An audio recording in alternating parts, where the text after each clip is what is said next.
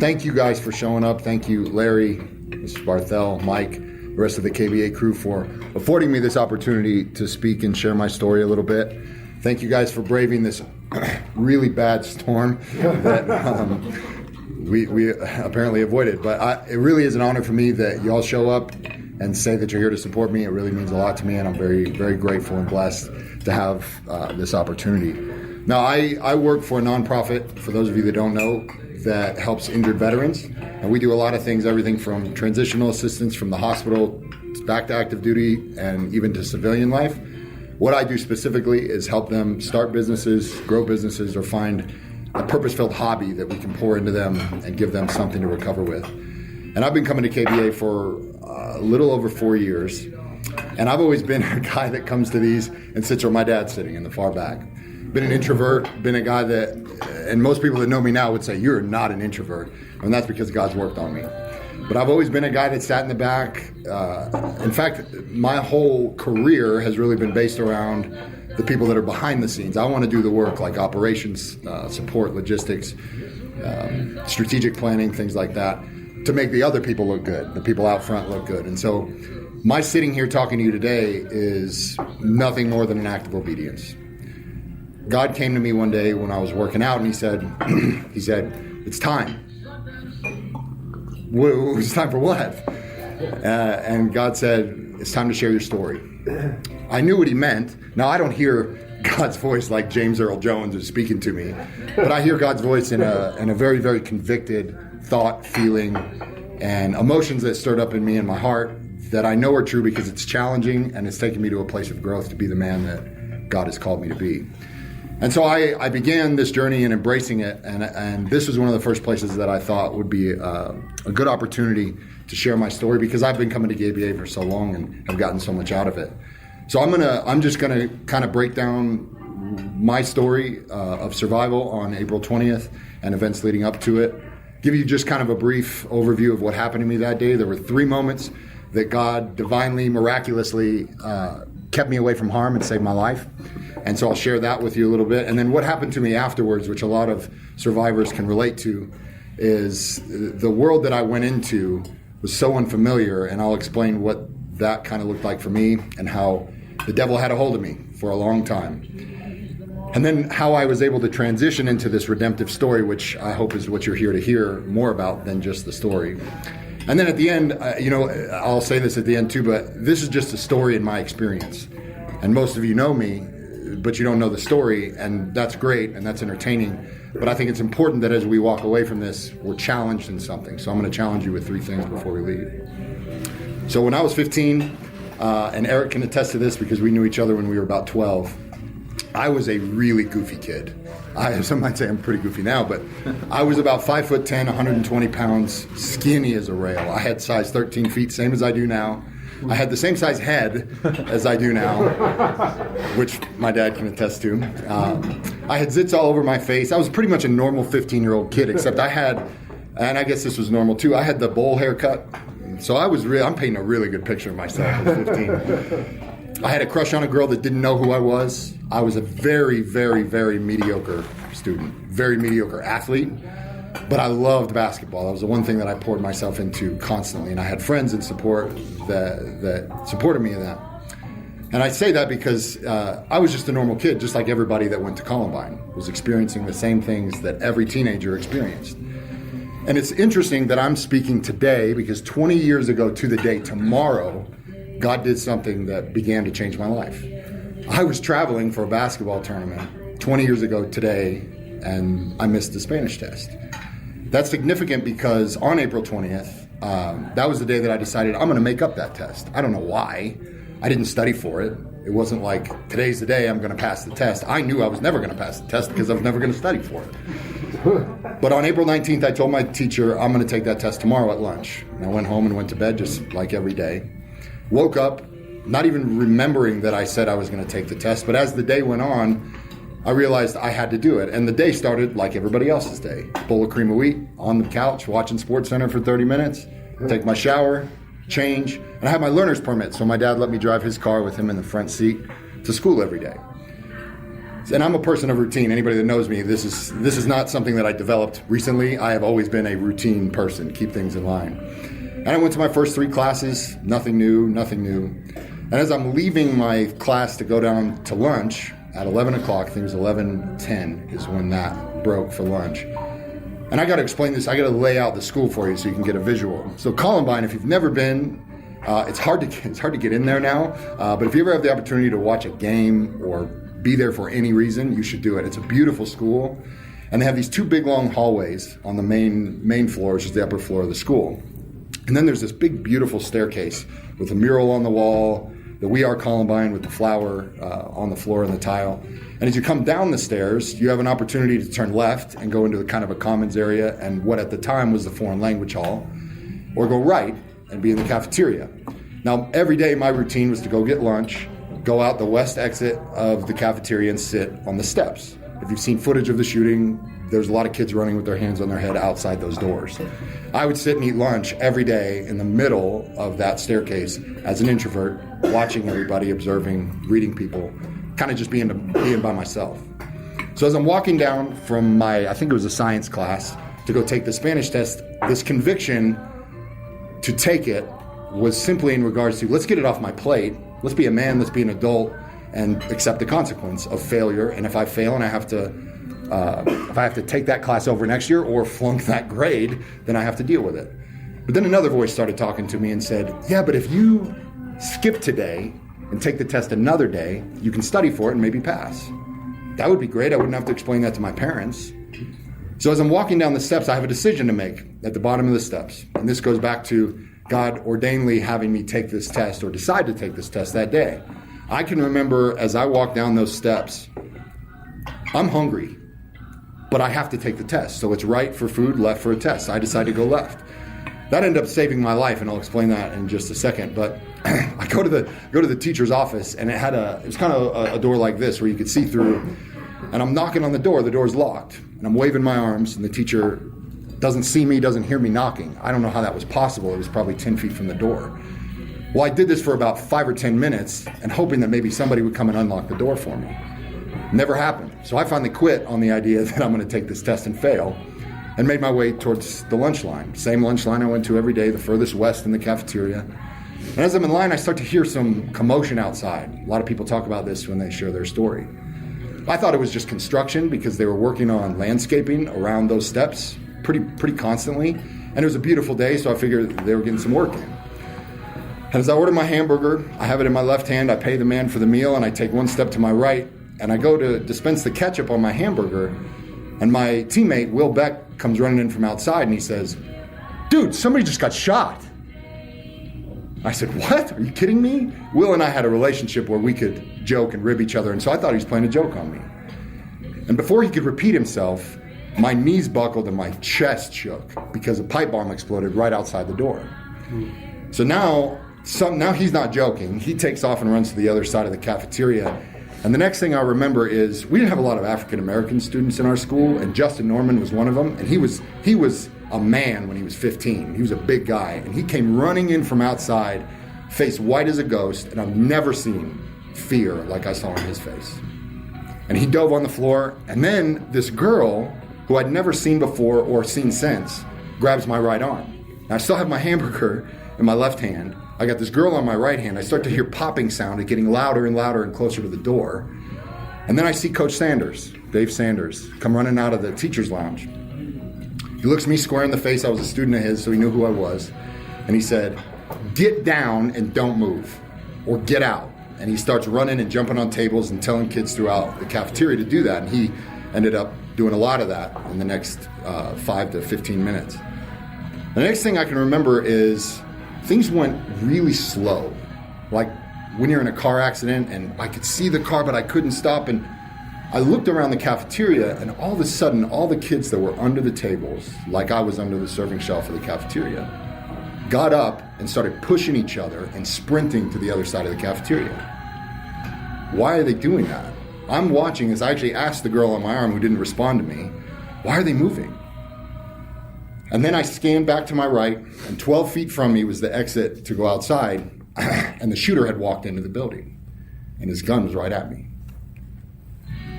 Now I'm so paralyzed. I still have the hamburger. I still have the girl on my arm. But I'm about to die. That's the only thought that went through my head. 3 times I repeated it to myself. And what I want to do is take you from that moment to 2 years earlier.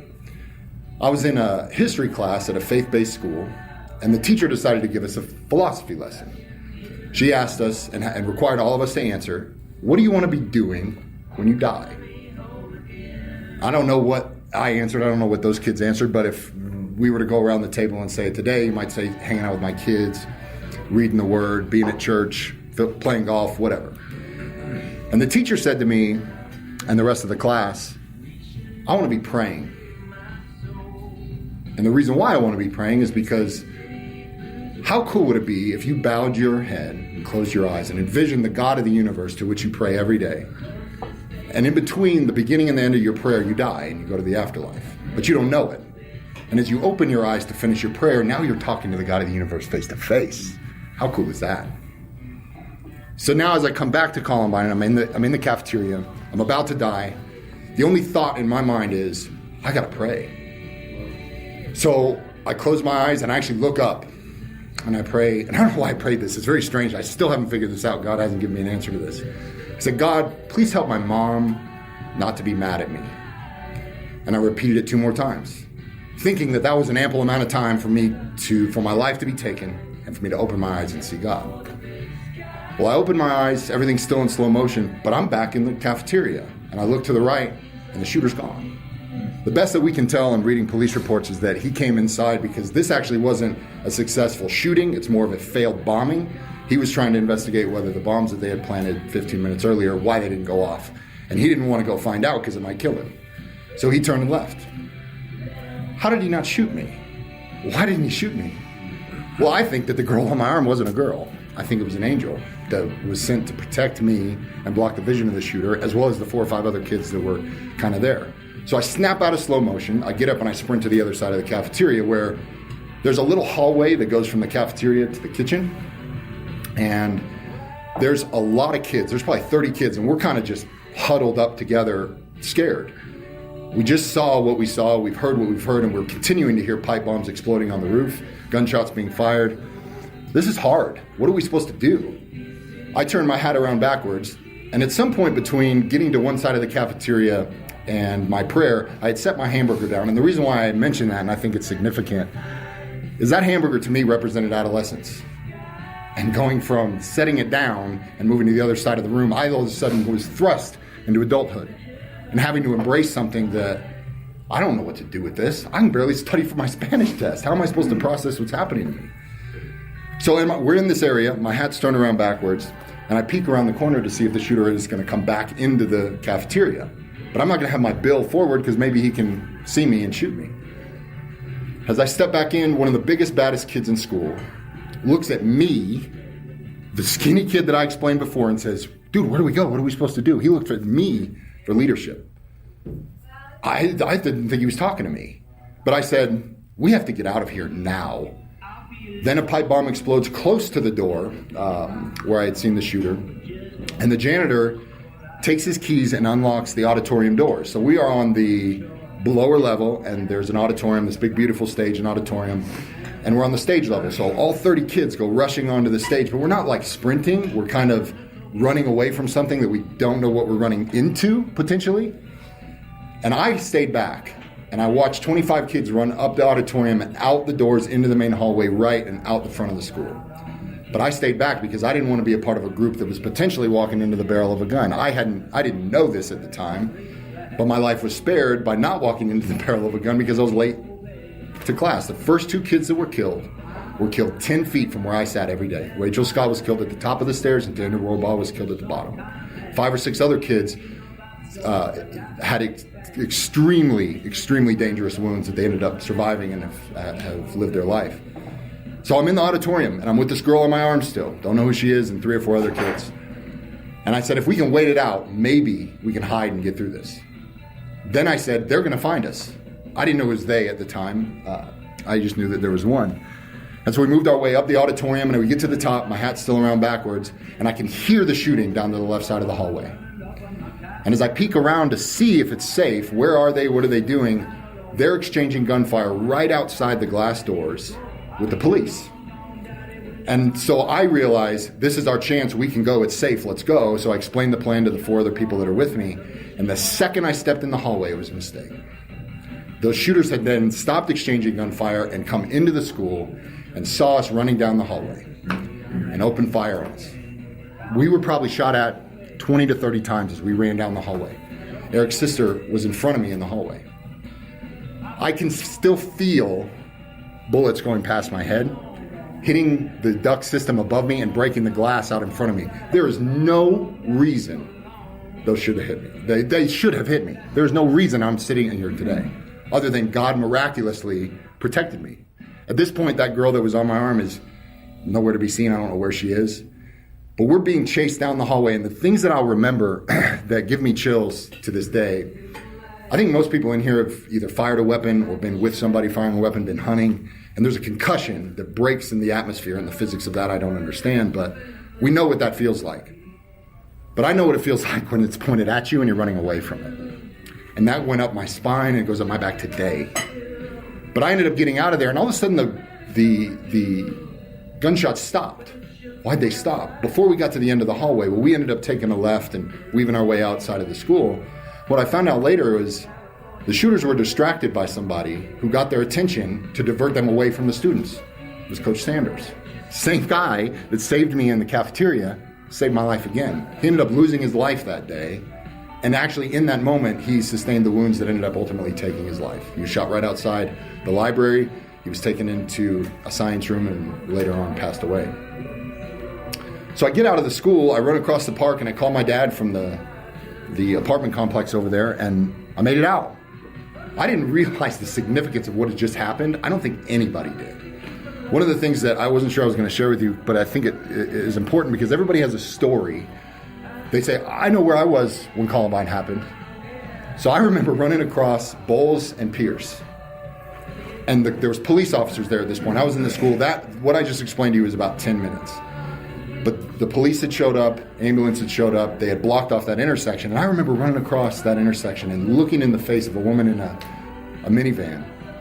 She has no idea what just happened. And she's going to remember this for the rest of her life. I remember where I was. I saw these kids running across the street. So life after the shooting was kind of bizarre. It was such a state of shock and adrenaline still in our bodies. I don't think that most of us slept for a long time. I still struggle with that. I think most people that have experienced trauma on this level struggle with sleep. But a little over a year later, one of our good friends, Greg Barnes, took his life. Greg experienced some extreme trauma that day. He also was experiencing some other things in his life, but we don't know exactly why he took his life. That's hard to process. That was really hard. But instead of doing the thing that my parents encouraged me to do, that the school district encouraged us to do, which is go seek counseling and talk this out, get through it, at least get it out, I didn't do. I didn't know the significance of what was happening to my soul, to people in my community, to the world. So I didn't cope with it. I did nothing except I started to begin to ask questions like, God, why did you save my life? Why'd you take my friend Steve's life? Why'd you take Isaiah's life and spare my life? Why did you let something so evil happen to just such a peaceful place? Why? I just asked why and why and why. And of course, asking God why is not the right question. He doesn't owe you an answer and he's not going to give you one. But I didn't know that at the time. And so I kind of went down this road, and because I didn't seek God, seek counsel, seek help, so to speak, it opened the door for the devil to get a hold of me. And I didn't know. I went 13 years without talking about this on a level, and it wasn't until my wife encouraged me to do it that I did. But there was people that would ask me, where were you that day? Did you go to school there? And very superficial answers. But in the next 13 years after the shooting, the devil had a hold of me and started telling me some things that I started to believe. Not biblical things, but things that were not true. Lies. Things like, you should be ashamed of yourself for surviving. That's another level of survivor's guilt that when I told my counselor that, they were shocked when I sought counsel later. I had so much grief and guilt and shame for surviving. That's not right. I was also ashamed because after the shooting, I transferred to another high school. It had nothing to do with the shooting, but the devil told me, you should be ashamed of yourself for leaving all your friends and family at that school that you should be recovering with. He also told me that the shooting really wasn't that significant. Why are you even thinking about it? Don't think about it. And your story of survival is not that significant, so stop thinking about it. You should be ashamed of yourself. You're not worthy of life. God made a mistake. There's a glitch in the system, and you should not be here. You should be dead. And I started to believe that. I was never suicidal. I may have been depressive at times, but never to the point of suicide. I really struggled with all this, and I kept it all a secret, which is a very dangerous thing to do. Very heavy thing to carry around. That yoke got so heavy that when I met my now wife, girlfriend at the time, and became fiance, she started to talk to me and ask some questions about what was going on in my life. And I shared a little bit about it, and we talked about it, and then we got engaged. And I, for 13 years, wandered around with this burden. So when somebody was interested in it, it was hard for me to kind of share that. I kind of equate it to the Israelites wandering in the desert. You know what you're supposed to do. You know the obedience that you're supposed to follow, but you don't. And God tried to direct those people to the promised land. Well, as I look back now, there was people, there was friends, there was quotes, there was movies and music and Bible verses that were trying to direct me to the path that God had for me. But I was ignoring them. I was being disobedient. And what God did in his infinite wisdom was metaphorically slap me across the face to wake me up. The subtle stuff wasn't working. So he took my fiance at the time, Cile, and she said to me, hey, baby, I'm so excited to get married. It's going to be awesome. But we need to talk. Now, every married man in this room knows that when a woman says, we need to talk, what she means is we need to talk about you fixing yourself for me. So I knew that, but I also kind of knew where this was going. And she challenged me and encouraged me to seek counsel. And what she said verbatim was, you have a problem and you need to get some help. Otherwise, we're not getting married. The person that I love more than anything in the world just threw that at me. All right, I'll do whatever you want me to do. So I started seeking counsel. That trigger to my road to redemption is such a pivotal moment in my life. But I started seeking counsel from a good friend of Andy's and Cile's, Gary Brugman. And Gary started to break me down a little bit and give me some tools for success. But what really took me to the road to triumph was God started really communicating with me when I started allowing him to speak to my life and allowing myself to listen and be obedient. He challenged me in two ways. He said, I want you to embrace the things that you put in a box and all the lies that you have been told and all the why questions and the secret that you have. And I'm going to break you in this process. Now, what that meant at the time I didn't know, and maybe some of you are going through a breakage right now, or you have been through it, or you will go through it. But being broken by God is incredibly, incredibly hard because he is who you look to all the time, and he is breaking you down emotionally, spiritually, physically, emotionally, all of it. And that's what he did to me. And how he did it was he took me for a year's time, every day, for hours at a time. He took me back through Columbine, April 20th, 1999, on a level that it's hard to even describe. And it's I could probably write about this, and it's a whole nother speech. But what he showed me was the significance of the event, the significance of my survival. He also showed me the death of my friend Steve, the death of Coach Sanders, and the death of other people. Well, what he also showed me was the shooters and how evil that was. But they were his kids. They were his. But they were overtaken. They took their path the wrong way. They were so disobedient that they became this evil monster. And I don't have time to talk about this too much, but some of the things I saw were unbelievably violent. Bloody, evil, messy, hard to even describe and talk about right now. But what he did in that was what he was doing was breaking me down so that I could understand the significance of what happened, accept what happened, and then he could build me up. And the first thing he did was, through Gary, allowed me to get rid of these lies. He disproved these lies. He started giving me truth.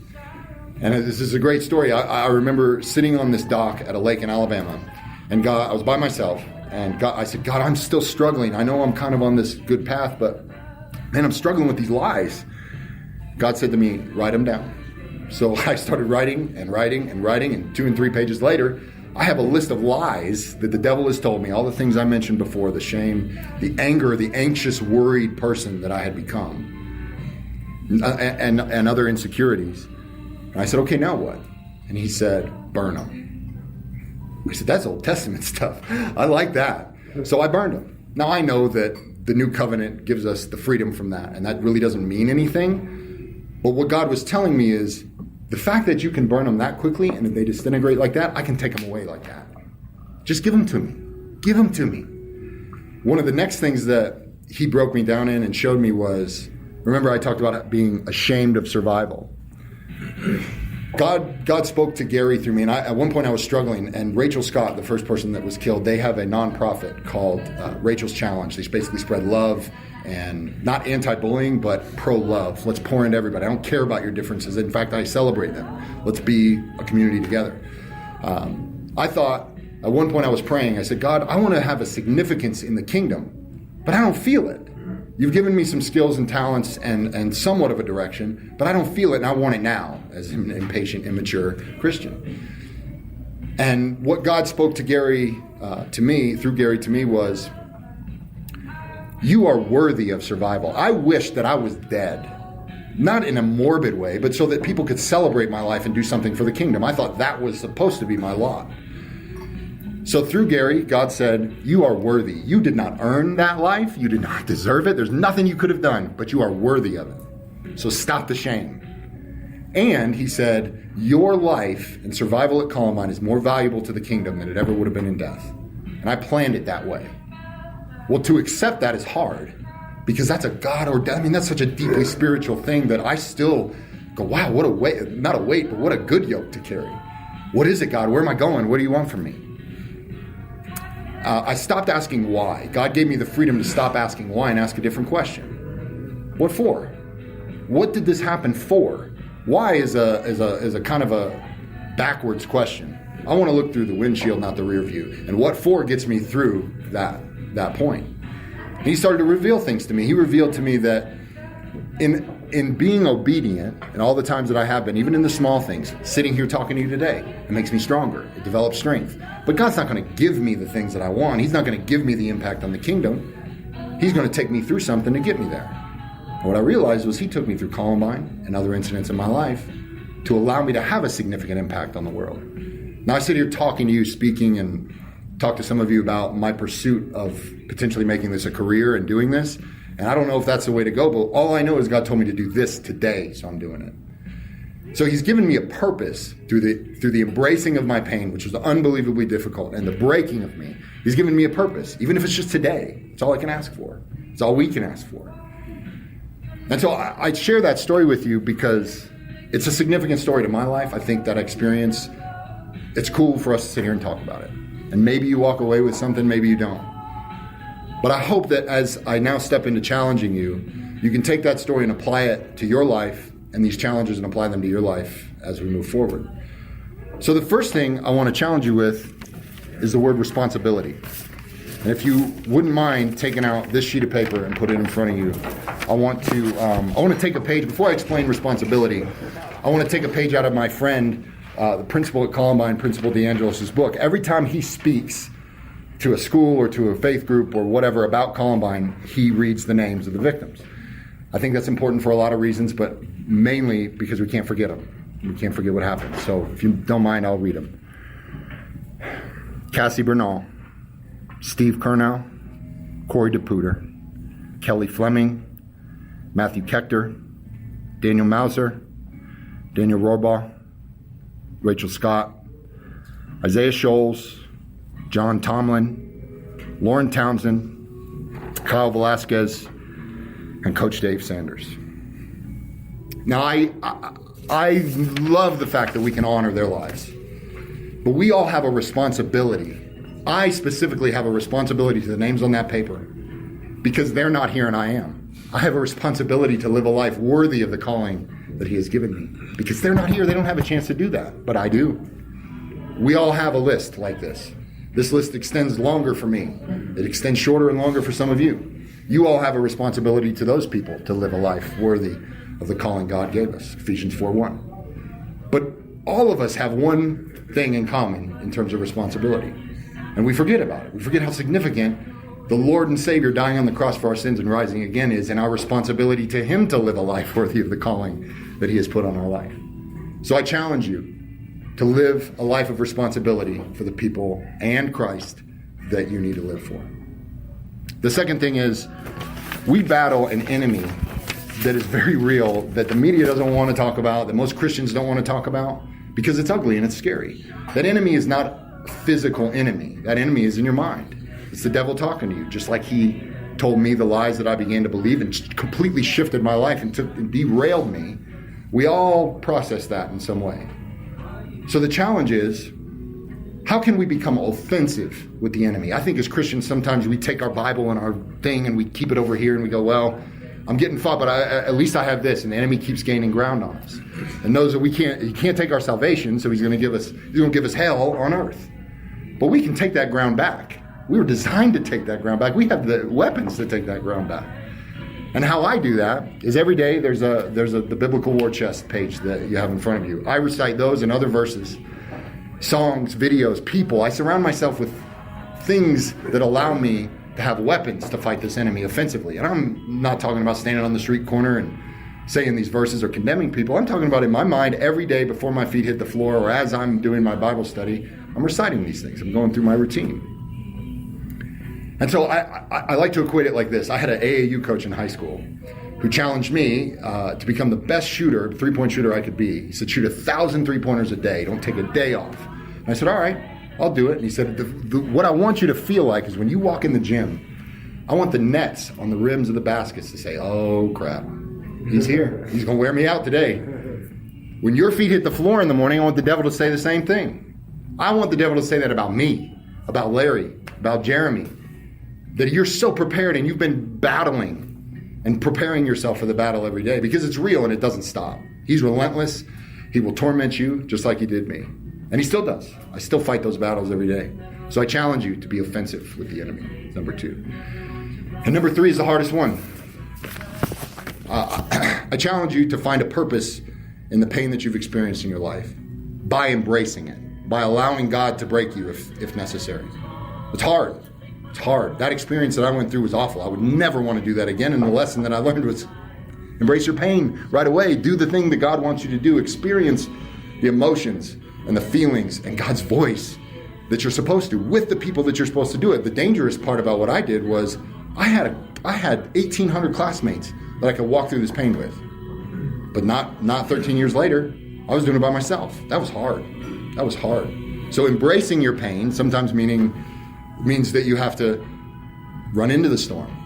And a good analogy of this is a lesson that I learned in church about a year ago.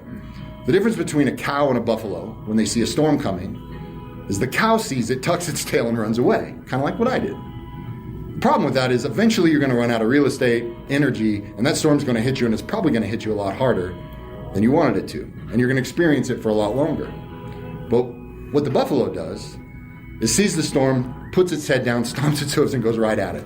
Because it knows it's going to experience the pain of the storm.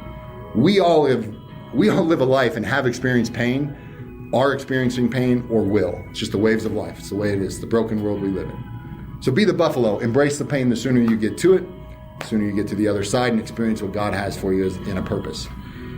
Now, as I close, I want to say that, I've heard people speak before, and we all have, and they talk about an experience, and they challenge us in a certain way, and man, that guy, hindsight's 20/20 for that guy. That's cool. He's got it on a bookshelf or on a coffee mug, but he'll never have to experience pain again. And that's not true. 3 years ago, my wife and I were pregnant. Now, I've already learned all these lessons at this time.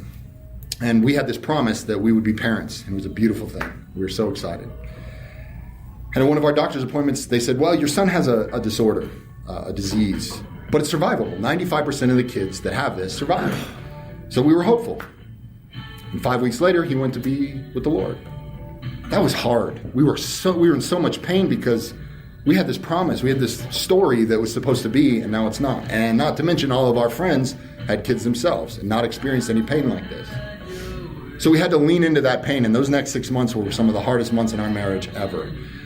My wife was experiencing some other things that I had to lean into with her and be a support system for her. But God then told us again, you are going to be parents of a living child. We were already parents, but now we're going to have a living child.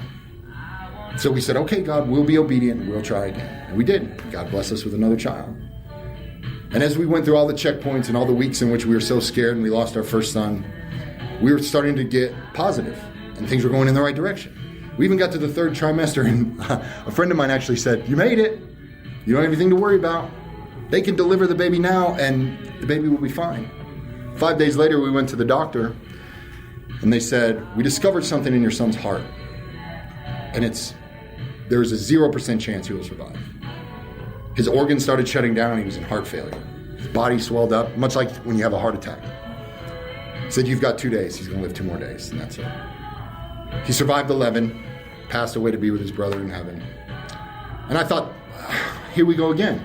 Now I have this pain again that I have to lean into, and I am exhausted. I'm so tired of getting my butt whooped every day, and I'm doing it with my wife. But that wasn't the end of the pain. As my wife was delivering Boone, she began to pass away. She started losing all the blood in her body. She was developing heart failure. Her organs were shutting down. And I'm watching this happen as I hold my son on the other side of the room. 15 doctors and nurses are scrambling to get blood in her body and save her life. God, when is it going to end? Just experience it. I remember clear as day, he said, just experience it. Be here, embrace it. I'm going to take care of your wife. Just experience it. As my wife began to recover, I remember 2 o'clock in the morning, I'm sitting by her bedside, praying, weeping for the loss and for my wife and the pain that she's gone through. Physical, but she doesn't even remember most of it. So I'm going to now have to relive it with her. But that's what I was called to do, and so I did it. But I remember calling out to God, what am I supposed to do with this? Twice? Not to mention all the loss that I've had previously in my life. And God, I remember, I've never understood the song In the Eye of the Storm, because at that point, I had never really experienced peace, and what true peace is finding it in the midst of chaos. It's not sitting on a beach or serenity. That's serenity. Peace is seeking God and letting Him pour into you in the middle of your pain. God said to me, Romans 8:28, I work all things for the good of those who love me and are called according to my purpose. I think the problem with that verse is most people forget that last part, that love me and are called according to my purpose. God's the only one that can take something bad and turn it into something good, He told me. So I leaned into that, and for the next 5 minutes, God gave me the eye of the storm, the peace. That room, it was 2 o'clock in the morning in the Children's Hospital in this big dark room, and I see my wife recovering, and I saw the world differently. The room lit up. God showed me the future that we had. Now, none of that was easy, but we embraced the pain of those 2 losses and almost the loss of my wife, and it took us a long time, and we still struggle with that stuff every day, but we wouldn't be able to experience those things if God didn't allow us to. We'd have to go back and do it again, which, as I've already explained, is unhealthy. And we remained faithful. We continued to pour into ourselves. We were obedient. God kept communicating with us. And I think because of our faithfulness, to end this on a positive note, we were able to adopt a baby girl 6 months ago. She'll be 6 months on April 20th. So my challenge to you, and my last challenge to you is, what pain have you experienced in your life, are going through, or will go through, that you need to embrace and allow God to speak to you? Because He will. He wants you broken. He wants to build you up and change you constantly. As hard as that is for us to recognize, and everybody thinks Christians are just happy-go-lucky people, we're going to be attacked and we're going to experience pain, so embrace it. Thank you for the opportunity to share this. And before we leave, I want to just pray for everybody, and then we can break and just say, man, I'm so grateful to be able to share this with you. I hope that whatever God has spoke through me, it blesses you in some way, it stirs something in some way. It's not me, it's Him. This story is not mine, but one that He's allowing me to steward. So let's pray. Lord, thank you. Thank you for today. Thank you for the beautiful sunshine that you brought us. Thank you for the people in this room and the hearts that they have for you and the purposes you have for their life. As I was speaking, you showed me some of their pain, and you showed me some of the purpose that you will bring from that pain, and I am so grateful for that. Thank you for speaking through me.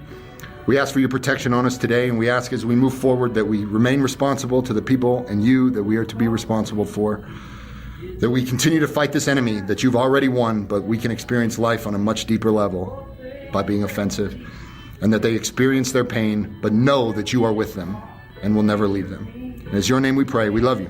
Amen.